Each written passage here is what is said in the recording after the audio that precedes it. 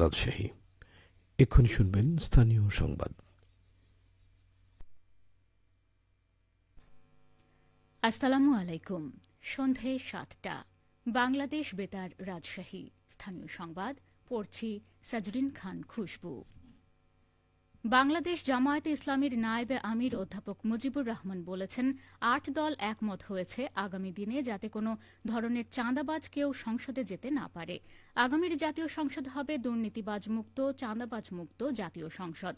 আজ জুলাই জাতীয় সনদ আদেশ জারি ও উক্ত আদেশের ওপর গণভোট আয়োজন সহ ৫ দফা দাবিতে আন্দোলনরত ইসলামপন্থী ৮টি দলের উদ্যোগে রাজশাহীতে বিভাগীয় সমাবেশে তিনি একথা বলেন। নগরীর ঐতিহাসিক মাদ্রাসা মাঠে আয়োজিত সমাবেশে সভাপতিত্ব করেন জামায়াতে ইসলামী সহকারী সেক্রেটারি রফিকুল ইসলাম খান। এর আগে সকাল থেকে রাজশাহী বিভাগের ৮ জেলার নেতাকর্মীরা দলে দলে সমাবেশস্থলে উপস্থিত হতে থাকেন। রাজশাহী মহানগরীতে কর্মরত সাংবাদিকদের সঙ্গে পরিচিতি সভা ও মতবিনিময় করেছেন রাজশাহী মেট্রোপলিটন পুলিশ আরএমপি নতুন পুলিশ কমিশনার ড মোহাম্মদ জিল্লুর রহমান। আজ আরএমপির সদর দপ্তরের সম্মেলন কক্ষে এই সভা অনুষ্ঠিত হয়। সভায় পুলিশ কমিশনার বলেন, রাজশাহী একটি বিভাগীয় শহর। এখানে অন্যান্য শহরের মতোই নানান ধরনের চ্যালেঞ্জ রয়েছে। বিশেষ করে ট্রাফিক ব্যবস্থাপনা, মাদক চোরাচালান নিয়ন্ত্রণ ও সিসিটিভি কার্যক্রম আরও সক্রিয় করতে দ্রুত পদক্ষেপ নেওয়া হবে। এছাড়া মহানগরীর বাসিন্দাদের নিরাপত্তা নিশ্চিতে যা যা প্রয়োজন সব করা হবে। সুষ্ঠু পুলিশিং ব্যবস্থা গড়তেও কাজ করা হবে। এর আগে কর্মরত সাংবাদিকরা নতুন পুলিশ কমিশনারকে বিভিন্ন বিষয়ে পরামর্শ ও নগরীর সমস্যা তুলে ধরেন। পুলিশ কমিশনার সেগুলো শুনে প্রয়োজনীয় ব্যবস্থা গ্রহণের আশ্বাস দেন। মতবিনিময় ও পরিচিতি সভায় পুলিশের ঊর্ধ্বতন কর্মকর্তা ও বিভিন্ন প্রিন্ট এবং ইলেকট্রনিক মিডিয়ায় কর্মরত সাংবাদিকরা উপস্থিত ছিলেন। আগামীকাল থেকে রাজশাহীতে শুরু হচ্ছে বিসিক উদ্যোক্তা মেলা। লালন শাহ মুক্ত মঞ্চ সংলগ্ন মাঠে ১০ দিনব্যাপী এই মেলা অনুষ্ঠিত হবে। রাজশাহী বিসিক জেলা কার্যালয়ের আয়োজনে এবং জেলা প্রশাসনের সহযোগিতায় মেলা চলবে ১০ ডিসেম্বর পর্যন্ত। আগামীকাল বিকেল ৪টায় মেলার উদ্বোধন করবেন বিভাগীয় কমিশনার ড আ.ন.ম বজলুর রশিদ। মেলা চলবে প্রতিদিন সকাল ১০টা হতে রাত ৯টা পর্যন্ত। রাজশাহীর চারঘাটে আন্তর্জাতিক নারী নির্যাতন প্রতিরোধ পক্ষ উদযাপন উপলক্ষে র্যালি ও সমাবেশ অনুষ্ঠিত হয়েছে। আজ উপজেলা প্রশাসন ও উপজেলা মহিলা বিষয়ক দপ্তরের আয়োজনে উপজেলা পরিষদ চত্বর থেকে একটি র্যালি বের হয়ে চারঘাট বাজারের বিভিন্ন সড়ক প্রদক্ষিণ শেষে উপজেলা পরিষদ চত্বরে সমাবেশ অনুষ্ঠিত হয়।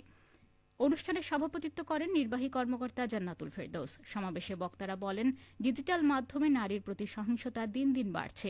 এজন্য সবাইকে সচেতন হতে হবে এবং সাহসিকতার সাথে সহিংসতার বিরুদ্ধে দাঁড়াতে হবে। তারা আরও বলেন, বাল্যবিবাহ বন্ধ করা ও ছেলেমেয়েদের সুশিক্ষায় শিক্ষিত করা সমাজ পরিবর্তনের অন্যতম পূর্বশর্ত। বক্তারা নারীর জন্য নিরাপদ ডিজিটাল স্পেস গড়ে তোলার আহ্বান জানান। এসো দেশ বদলাই, পৃথিবী বদলাই স্লোগানে সিরাজগঞ্জে তারুণ্য নির্ভর নতুন বাংলাদেশ গঠনে আলোচনা সভা অনুষ্ঠিত হয়েছে। আজ জেলা প্রশাসক কার্যালয়ের শহীদ শামসুদ্দিন সম্মেলন কক্ষে জেলা তথ্য অফিসের উদ্যোগে আলোচনা সভাটি অনুষ্ঠিত হয়। আলোচনা সভায় প্রধান অতিথি হিসেবে উপস্থিত ছিলেন সিরাজগঞ্জের জেলা প্রশাসক মোহাম্মদ আমিনুল ইসলাম। তিনি বলেন, নতুন বাংলাদেশ গড়তে তরুণ, যুবক, পেশাজীবী সহ সকলকে একত্রে কাজ করতে হবে।